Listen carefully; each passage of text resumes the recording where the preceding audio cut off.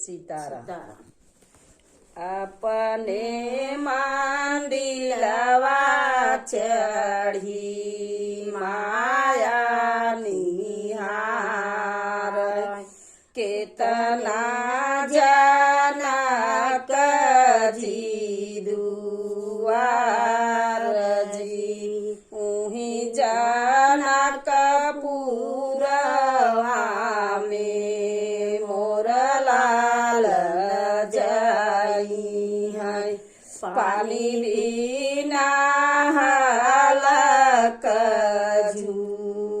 झुराई कहाँ तू पउबलेटा खैरा सो पड़िया कहाँ माघैया ढोली पान जी कहाँ तू पउबे बेटा दूधल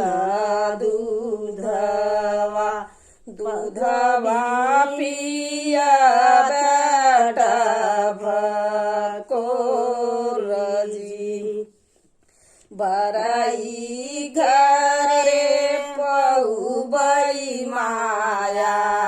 खैरा सो पड़िया बरई माघैया ढोली पान जी अहिरा घरे पउबई माया दुनी थल दूधवा दूधवा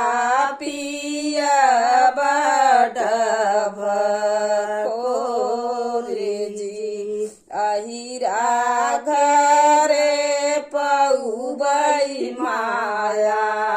दुनी थल दूधवा दूधवा पिया